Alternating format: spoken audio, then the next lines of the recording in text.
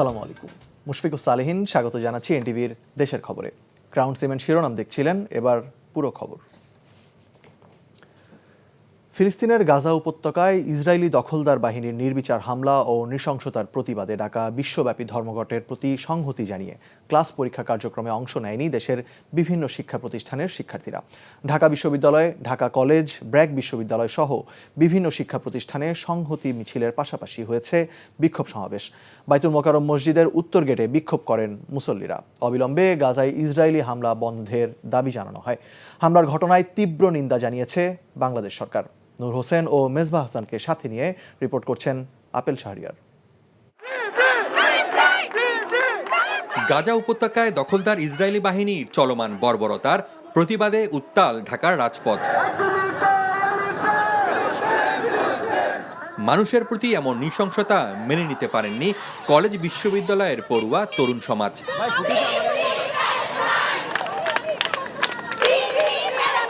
তাদের সাথে সংহতি জানিয়েছে শিক্ষক সহ বিভিন্ন সামাজিক সংগঠনগুলো। প্রতিবাদের জোর আওয়াজ তুলতে কাঁধে কাঁধ মিলিয়ে অংশ নেন শিশু থেকে বৃদ্ধরাও।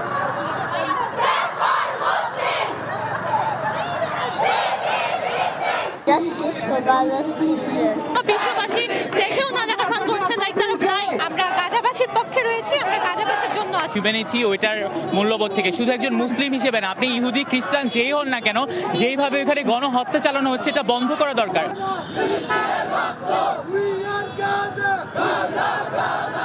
ঢাকা বিশ্ববিদ্যালয় থেকে আওয়াজ ওঠে প্রতিবাদের। ফিলিস্তিনের পতাকা হাতে বিশ্ববিদ্যালয়ের রাজু ভাস্কর্যের পাদদেশে জড়ো হন শিক্ষার্থীরা।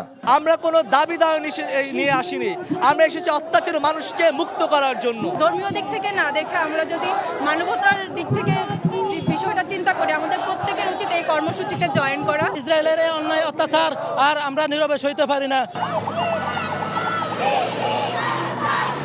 জাগ্রত ভূমিকায় বেসরকারি বিশ্ববিদ্যালয় সহ বিভিন্ন শিক্ষা প্রতিষ্ঠানগুলো।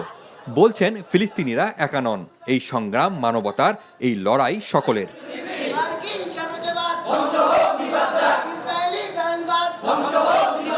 ফিলিস্তিনিরা শুধু একা নয়, আমরা তাদের সাথে আছি। আমরা এই গ্লোবাল স্ট্রাইক সফল করার উদ্দেশ্যে ঢাকা কলেজ ছাত্ররাও আমরা কিন্তু এখানে মিলিত হয়েছি। প্যালেস্টাইনের জনগণের প্রতি এই নৃশংস বর্বরতা যেন অচিরেই বন্ধ হোক। মার্কিন দূতাবাসের পার্শ্ববর্তী নতুন বাজার এলাকাতেও বিক্ষোভ মিছিল হয়। অবিলম্বে গণহত্যা বন্ধের দাবি জানান তারা। বিক্ষোভ হয় বাইতুল মোকাররম মসজিদের সামনেও।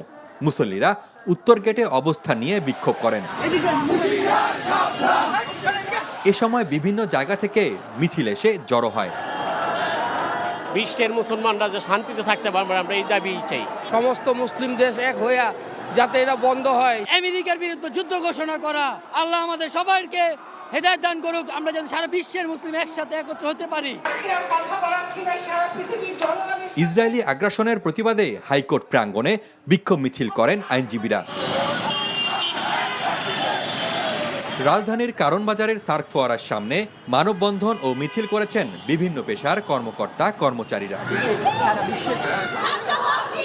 গাজায় গণহত্যা বন্ধে জাতিসংঘ, ওআইসি, আরব লীগ সহ আন্তর্জাতিক সম্প্রদায়কে কার্যকর ভূমিকা রাখার আহ্বান জানান বিক্ষুব্ধরা। Apel Shahriar, NTV news, Dhaka. গাজায় ইসরায়েলি নৃশংসতার প্রতিবাদ কর্মসূচির খবর জানাতে সরাসরি যুক্ত হচ্ছেন স্টাফ করেসপন্ডেন্ট নাহিদ প্রিন্স। তিনি আছেন ঢাকা বিশ্ববিদ্যালয় ক্যাম্পাসে। প্রিন্স, কর্মসূচির কি খবর আছে আপনার কাছে? কি অবস্থা দেখছেন সেখানে? কর্মসূচি সেই 1 ঘন্টা ধরে চলছে রাজু ভাস্কর্যের সামনে, ঢাকা বিশ্ববিদ্যালয়ের রাজু ভাস্কর্যের সামনে। সেই 1 ঘন্টা ধরেই কর্মসূচি চলছে।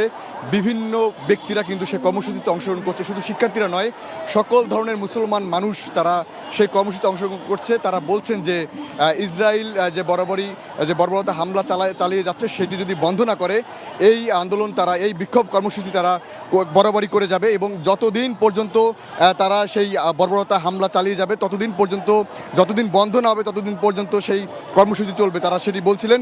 তারা বলছেন যে জাতিসংঘ এবং ইউনিসেফ শুধু সংখ্যা গুনছে এবং সংখ্যা প্রকাশ করছে, তারা আদতে তারা সেই বন্ধের বিষয়ে কোনো উদ্যোগ নিচ্ছে না, সেটা যেন নেওয়া হয় সে বিষয়ে তারা বলছেন। এবং তারা বলছেন যে তারা যেহেতু সেই বন্ধের বিষয়, এই হামলা বন্ধের বিষয়ে তারা কোনো উদ্যোগ নিচ্ছেন না, তাহলে এটিও একটি হত্যাযজ্ঞের শামিল। তারা বলছেন যে জাতিসংঘের এই বিষয়ে উদ্যোগ নেওয়া দরকার।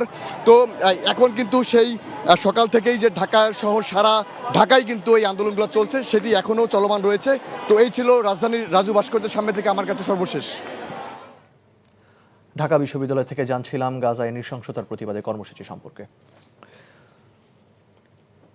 এদিকে ঢাকার বাইরেও গাজায় ইসরায়েলি আগ্রাসন ও নারকীয় হত্যাযজ্ঞের প্রতিবাদে বিক্ষোভ কর্মসূচি পালন করেছেন বিভিন্ন বিশ্ববিদ্যালয়ের শিক্ষার্থীরা। একই সাথে বিশ্ববিদ্যালয়গুলোর স্পেশাল টার্মের পরীক্ষা স্থগিত রয়েছে।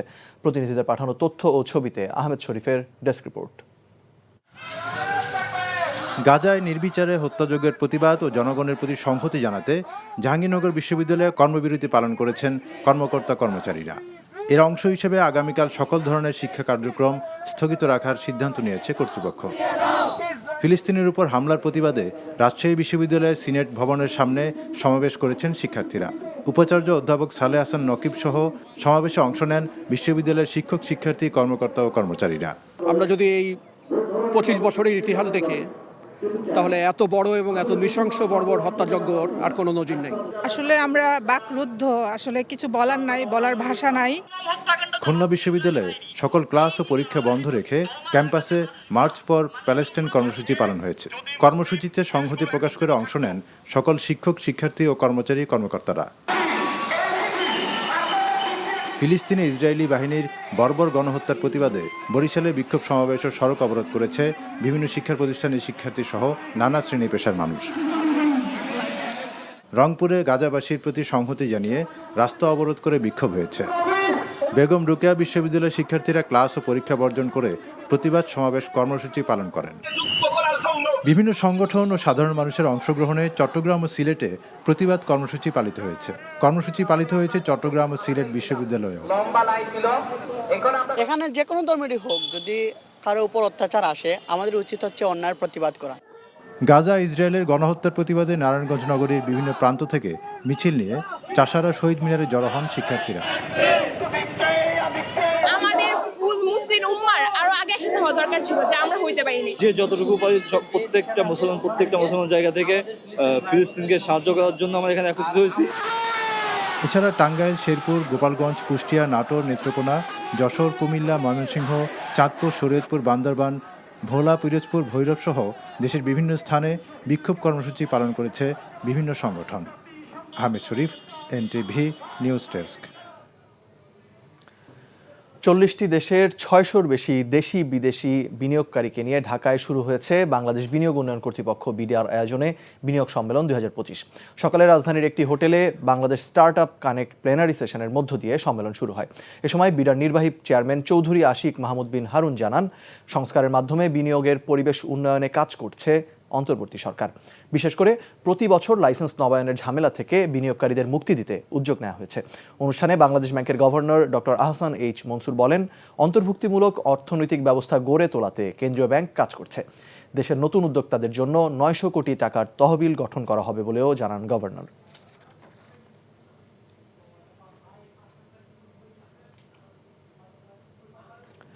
এদিকে বিনিয়োগ শীর্ষ সম্মেলনে আসা 50টিরও বেশি কোম্পানির প্রতিনিধিরা চট্টগ্রামের 2টি অর্থনৈতিক অঞ্চল পরিদর্শন করছেন। অঞ্চলগুলির উৎপাদন সম্ভাবনা বিদেশি বিনিয়োগকারীদের প্রদর্শন করা মূল লক্ষ্য বলে জানান আয়োজকরা। চট্টগ্রাম থেকে আরিচ আহমেদের রিপোর্ট, ক্যামেরায় ছিলেন এনামুল হক।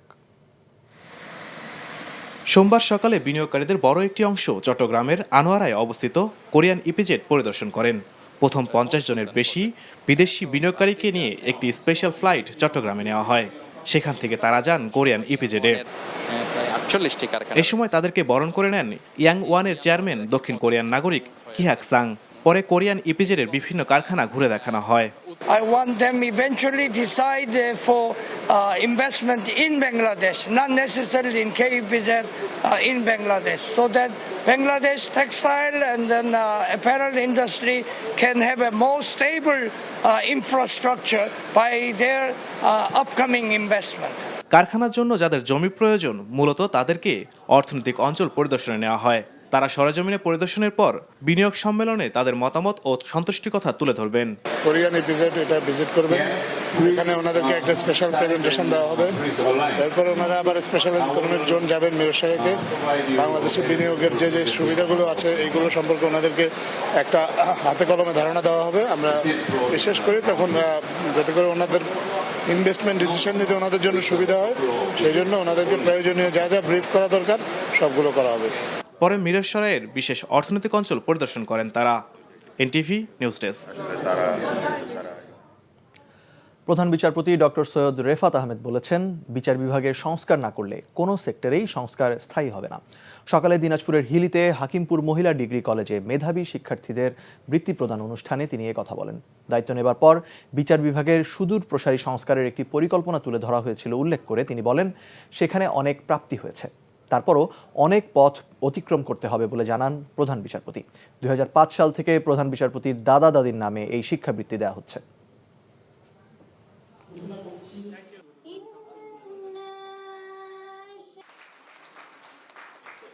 বিভিন্ন খাতে সংস্কারের এখন প্রশ্ন এসছে, তার প্রপোজাল এসছে, রেকমেন্ডেশনস এসছে। কোনো ক্ষেত্রেই কোনো সেক্টরে সংস্কার কার্যক্রম স্থায়িত্ব পাবে না যদি না বিচার বিভাগের সংস্কার না ঘটে। স্বরাষ্ট্র উপদেষ্টা অবসরপ্রাপ্ত লেফটেন্যান্ট জেনারেল জাহাঙ্গীর আলম চৌধুরী বলেছেন, মুন্সিগঞ্জে একটি মেডিকেল কলেজ করার উদ্যোগ নিয়েছে সরকার। আগামী 2-1 মাসের মধ্যে জেনারেল হাসপাতালের কাজ যাতে উদ্বোধন করা যায় সে লক্ষ্যে চেষ্টা করছে সরকার। দুপুরে মুন্সিগঞ্জ জেলা প্রশাসক কার্যালয়ের সভাকক্ষে জেলার উন্নয়ন সংক্রান্ত সভা শেষে তিনি এসব কথা বলেন। এছাড়া গত 5ই আগস্ট দুর্বৃত্তদের দেয়া আগুনে ক্ষতিগ্রস্ত মুন্সিগঞ্জ পৌর ভবন সংস্কারের বিষয়ে সিদ্ধান্ত হয়েছে সভায়। এ সময় উপস্থিত ছিলেন শিল্প, গৃহায়ন ও গণপূর্ত উপদেষ্টা আদিলুর রহমান খান, সংস্কৃতি উপদেষ্টা মোস্তফা সরোয়ার ফারুকি, নৌবাহিনী প্রধান অ্যাডমিরাল মোহাম্মদ নাজমুল হাসান সহ অন্যরা।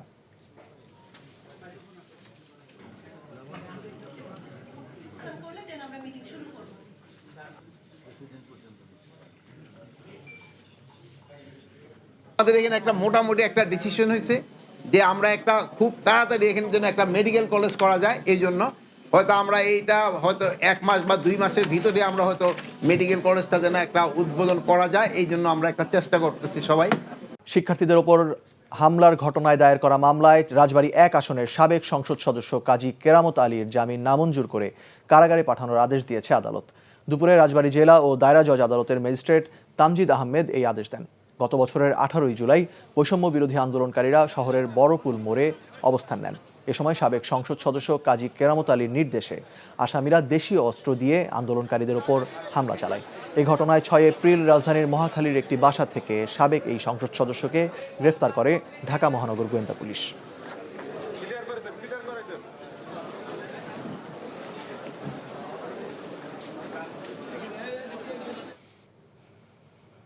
ডিজিএফআই কর্মকর্তা হত্যা মামলায় মিয়ানমারের রোহিঙ্গা বিদ্রোহী সংগঠন আরাকান আর্মির প্রধান আতাউল্লাহ আবু আম্বার ওরফে জুনুনিকে 2টি মামলায় কারাগারে পাঠানোর নির্দেশ দিয়েছে আদালত। সকালে প্রধান আসামি আরসা প্রধান আতাউল্লাহকে বান্দরবানের জেলা ও দায়রা জজ অরুণ পালের আদালতে হাজির করে পুলিশ। পরে জুডিশিয়াল ম্যাজিস্ট্রেট নাজমুল হোসেনের আদালতে নেওয়া হয় তাকে। আদালত উভয় মামলার শুনানি শেষে আসামিকে ফের কারাগারে পাঠানোর নির্দেশ দেন। 2022 সালের 14 নভেম্বর বান্দরবানের নাইক্ষংছড়ির তুমরু সীমান্তে রোহিঙ্গা সন্ত্রাসীদের গুলিতে নিহত হন ডিজিএফআই এর কর্মকর্তা রিজওয়ান রুশদি। এই ঘটনায় গত বছরের 23 নভেম্বর ডিজিএফআই কক্সবাজার কার্যালয়ের মাঠ কর্মকর্তা মোহাম্মদ আনোয়ার হোসেন আরসার প্রধান কমান্ডার আতাউল্লাহকে প্রধান করে 31 জনের নাম উল্লেখ করে মোট 66 জনের বিরুদ্ধে মামলা করেন। আইনজীবী হত্যার প্রতিবাদে মৌলভীবাজারে কোর্ট বর্জন করে মানববন্ধন ও বিক্ষোভ মিছিল করেছেন আইনজীবীরা। সকালে আদালত প্রাঙ্গণে ঘণ্টাব্যাপী মানববন্ধন পালন করেন তারা। পরে আদালত সড়কে বিক্ষোভ মিছিল করেন তারা। বক্তারা 24 ঘন্টার মধ্যে আইনজীবী সুজন মিয়ার হত্যাকারীদের গ্রেফতারের দাবি জানান। রোববার রাতে মেয়র চত্বরের উত্তর পাশে ফুটপাতে একটি দোকানে আইনজীবী সুজন সহ 4 বন্ধু বসেছিলেন। এ সময় দুর্বৃত্তরা গিয়ে আইনজীবী সুজন মিয়াকে ছুরিকাঘাত করে পালিয়ে যায়। পরে স্থানীয়রা তাকে উদ্ধার করে মৌলভীবাজার জেনারেল হাসপাতালে নিয়ে গেলে চিকিৎসক তাকে মৃত ঘোষণা করেন। সাভার পৌর এলাকায় ড্রেনেজ প্রকল্পে ব্যাপক অনিয়ম ও দুর্নীতির প্রমাণ পেয়েছে দুদক। দুপুরে রেডিও কলোনি সংলগ্ন নয়াবাড়ি ও রাজাসন গ্যারেজ এলাকায় পৌরসভার চলমান প্রকল্পে আকস্মিক অভিযান চালায় দুর্নীতি দমন কমিশনের সহকারী পরিচালক আরিফ আহমেদ। তিনি জানান, সাভার পৌরসভায় 1,84,00,000 টাকা ব্যয়ে 3টি রাস্তা ও একটি ড্রেনের নির্মাণ কাজে অনিয়ম ও দুর্নীতির প্রমাণ পাওয়া গেছে। এসব প্রতিষ্ঠানের মালিক ও পৌরসভা কর্তৃপক্ষের বিরুদ্ধে আইনগত ব্যবস্থা নেওয়া হবে বলে জানান তিনি।